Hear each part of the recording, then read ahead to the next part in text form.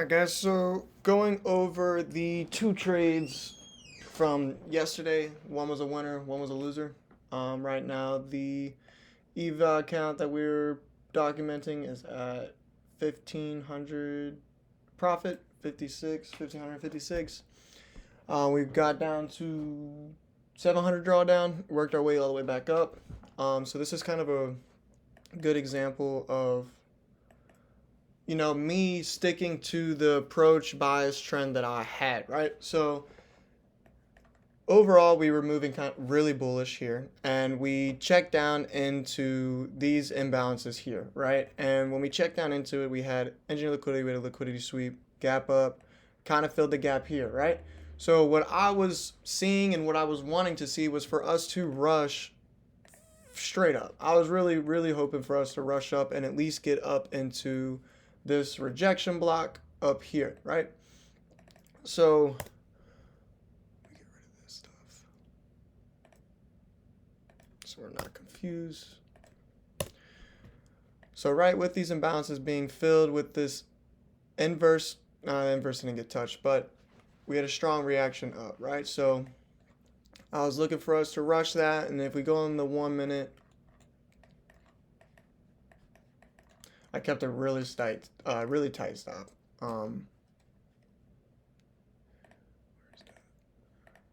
So we had a really, really strong reaction here with our 81 level, and then we also had the 27 here. Let's see if it comes up perfect. So yeah, we had the 27 here paired inside of this inverse fair value gap. And so I took my entry here, and we had our first reaction kind of deal here, and then liquidity sweep there kind of in a way, and then came back up. I didn't want to get left behind, so this was technically not the best trade because we didn't have the cleanest first reaction. We didn't have the cleanest liquidity sweep and all of that. If anything, I should have been looking to, if that was my approach, then I should have been taking my entry here. So, this was a bit of FOMO here because we had the strong reaction of the 81, and I was feeling extremely bullish, right? But we had a ton of 5-minute imbalances left behind here, and like this is another one of the stupid trades. Not with the best approach. So we got stopped out, and it was cool. It was fine. I still felt extremely bearish or extremely bullish here. Now for the winning trade, right? So to kind of sum up this trade, because that wasn't the necessarily best explanation. There was a lot of things that were wrong there. We had imbalances left behind underneath. We didn't necessarily have the smoothest first reaction, liquidity sweep, and break of structure, and an inverse fair value gap to enter off of. On that 1 minute there, you saw how it was just like a chop up here. So now that we have come down here and filled these imbalances, I wanted to see us hit this last fair value gap and close really strong. And that's exactly what I got right here with this 5-minute candle. I believe the 15-minute was looking really solid too there.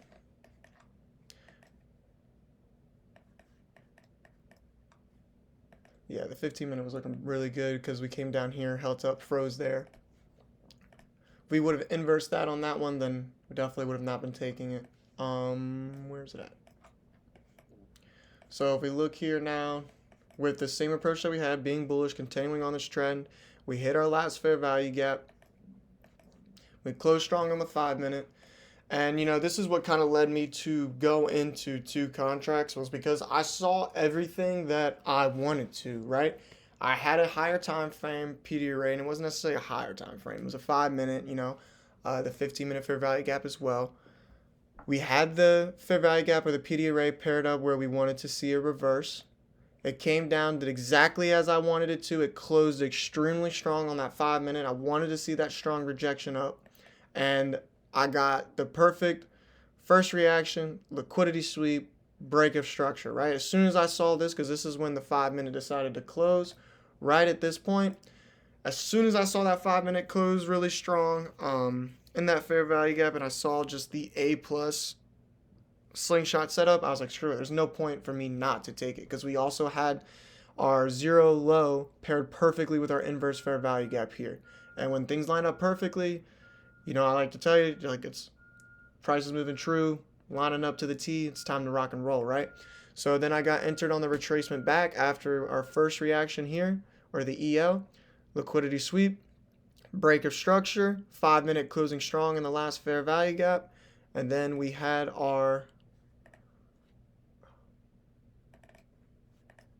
go back level paired perfect here, entered in, and I uploaded the video on TikTok. So if you want to go check out the video on TikTok on how I followed my stop loss. When price comes up to these ranges, on equilibrium too as well, you know, when you're using your 81 level during New York AM and New York PM. But with 27, once it gets past equilibrium, once I get a candle close past the equilibrium, I move my stop either to EQ or to whatever closest low is here. And I didn't have one, so whenever we closed up here, I immediately put my stop up to EQ. And then once we came up here and had this rejection, I immediately put it down to, I immediately moved it up to here.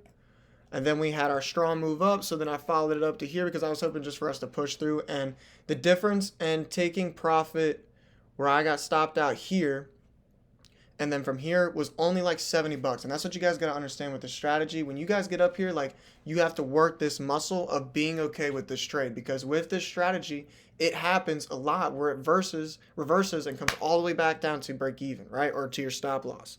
So with this strategy, trust my word on it, that once you get to EQ and close past it, move it to the nearest low or to EQ.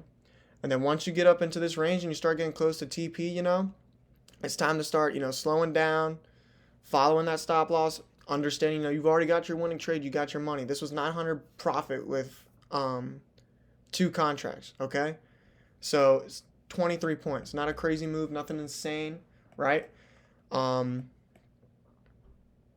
That's about it. So yeah, to sum up the video, the first one, right, we had imbalances left behind, was not a good setup. We did not have a clear liquidity sweep, break of structure, inverse fair value gap pair, and we paid the price for it. We waited, stuck with the same bias and approach that we had, feeling bullish, even though it may not even been necessarily the right bias, because look, we tanked right after. But I stuck with what I was looking for, because I don't like hopping back and forth between, you know, long and shorting, because then that's when you really got, that's just the market exposing you for, you don't have any idea what the fuck's going on. So first trade wasn't the best setup, had imbalances to fill before, or had to fill after. We came down, filled those imbalances, we stuck with the same approach and the same bias that we had, we got our A+ setup, and then we executed and followed our stop really tight, all right? Following your stop tight is going to get your win rate up, and that's all that matters. I don't care if you get stopped out here, that's $150 that you made that you weren't making anywhere else, all right? Seriously, that stop loss is your biggest thing with this strategy to keep winning.